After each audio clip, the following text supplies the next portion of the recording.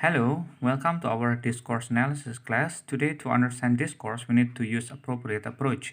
That's why today we will discuss about the approach in discourse analysis with me, Pak Afif Ikhwan Muslimin. Deborah Srifin 1994 already decided and mentions there are approaches to understand discourse.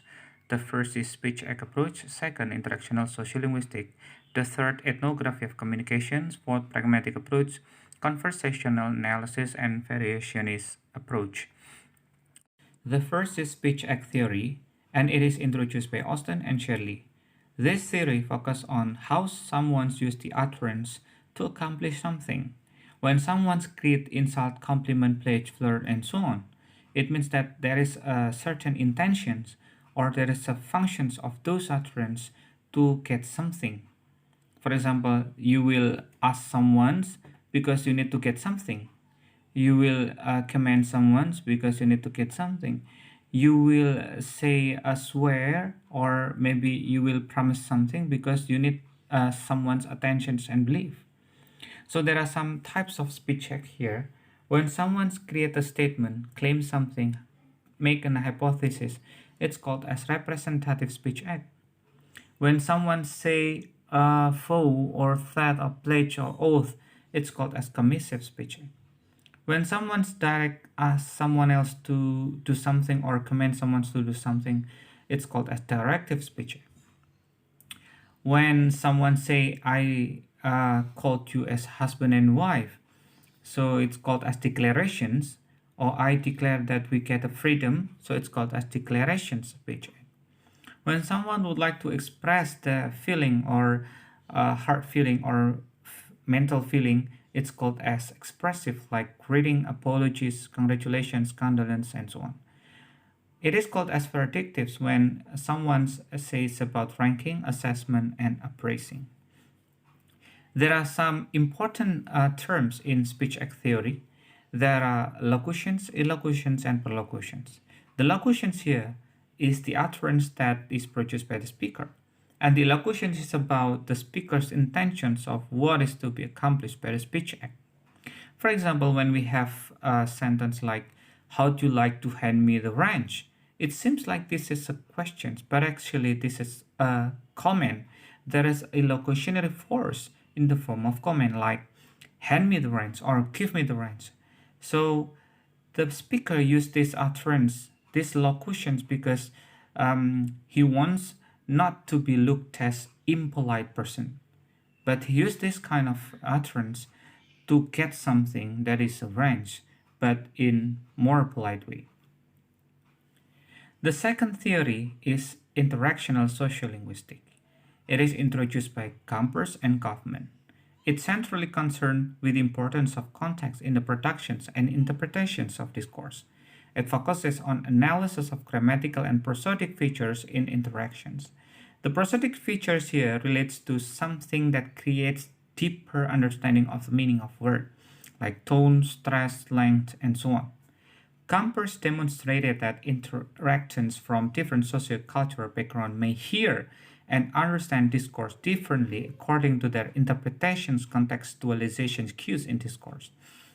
Like people from different culture would like to raise their intonations more than someone from different other culture.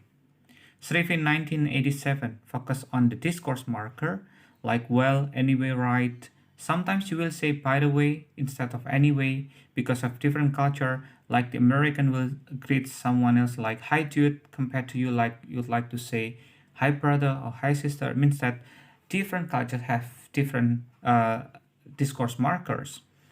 And Srifin's basic concern is the accomplishments of conversational coherence. Sometimes we use different markers because we need to keep the conversation's coherence. We need the listener or the hearer, well informed and keep interested to communicate with us. So interactional sociolinguistics here focus on how the people from different culture may share grammatical knowledge of a language but contextualize what is said differently to produce different message. Like the Australian English say, yeah, bring them down here, I'll flog them from you.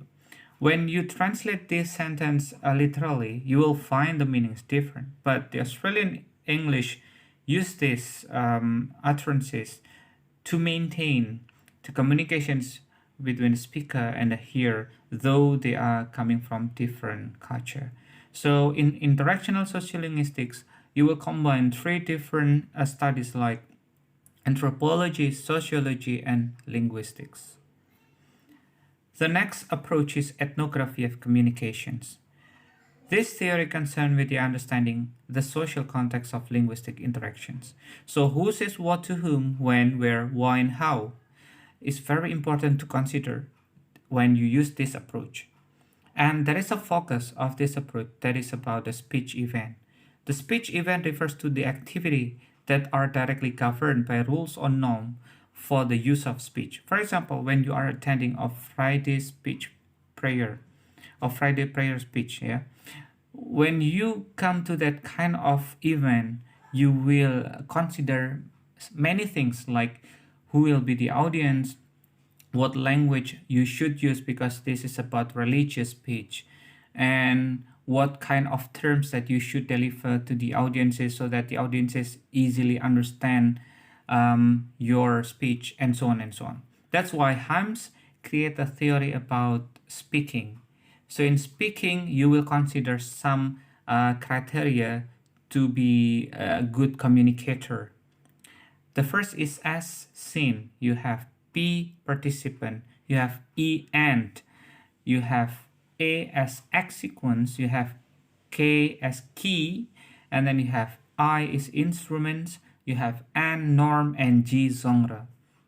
So you have to consider those things to create a good communications in a certain speech event. So the ethnographer's aim being to discover rules of appropriateness in speech event. Appropriateness here is very important. So in ethnography of communications, the way we communicate depends on a lot of the cultures we come from. So when you are coming from Sasak community, Sasak cultures, of course, the way you deliver the ideas will be influenced by your background. Like some stereotypes, Finnish people, the hardest nations for the communications, quiet and serious, but the Turkish people, they tend to be very talkative and friendly. So those cultures reflects the way how someone's deliver ideas. So ethnography investigates the speaker culture and how the speaker use their background to mingle with the people in communications in a certain event by considering some theory like speaking by Hymes before.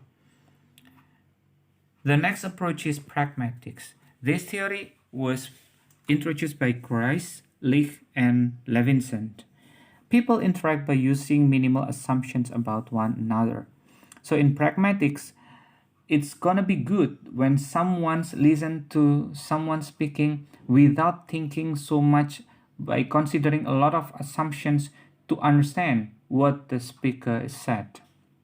That's why Grice create what is called as cooperative principle. The speaker and the hearer, they should create cooperations.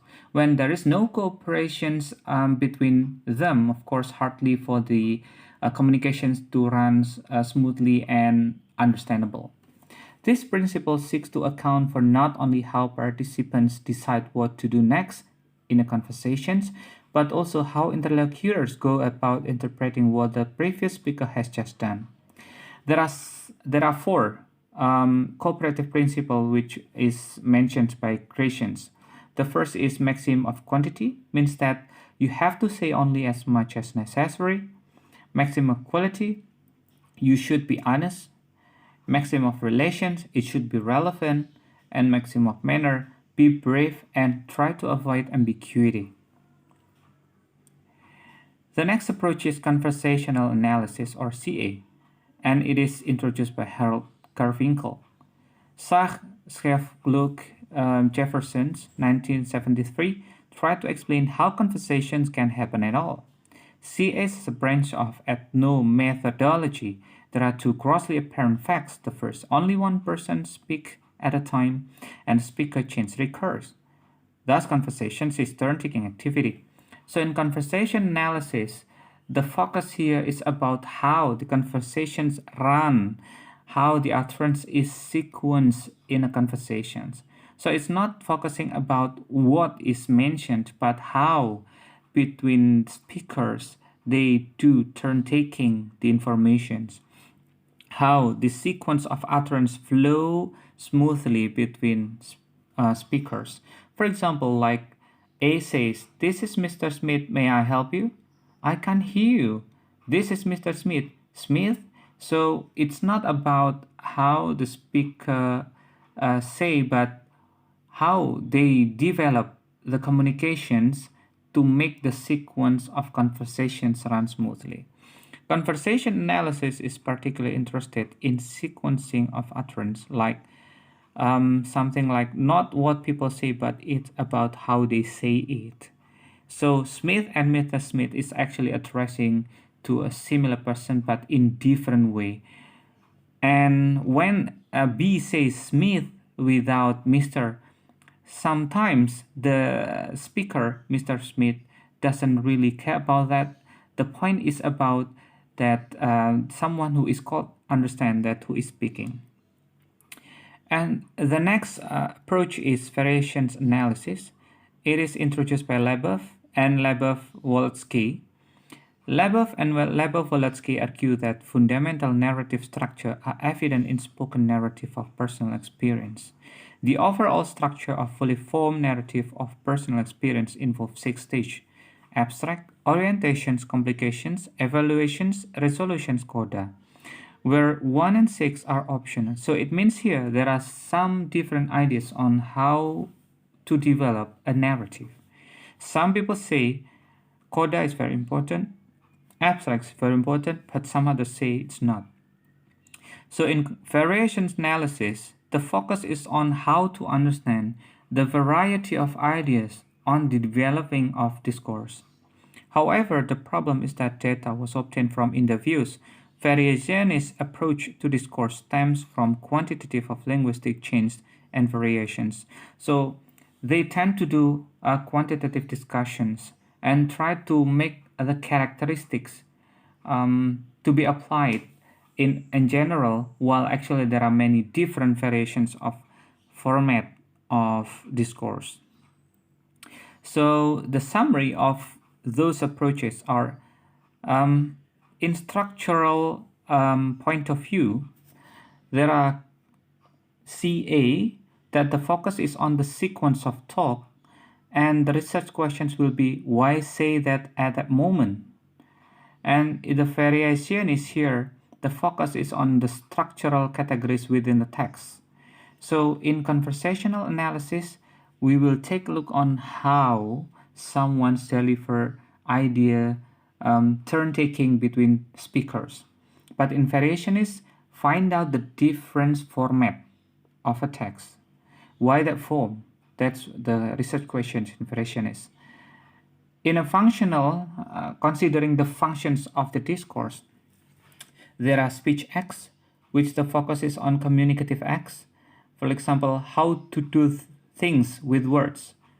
For example, when someone says about mental feeling, someone will use commissive or maybe expressive speech act. In Ethnography of Communications, the focus is on communications as cultural behavior. So the research questions will be about how does discourse reflect culture? So how can a discourse represent a certain identity of a culture? In Interactional Sociolinguistics, the focus is on social and linguistics meaning created during communications. And Pragmatics here focus on meaning in interactions. So what does the speaker mean? So here you have learned in brief and in general about 6 approaches to understand discourse. To go deeper, we will discuss later one by one in more detailed explanations. Keep learning discourse analysis. See you later.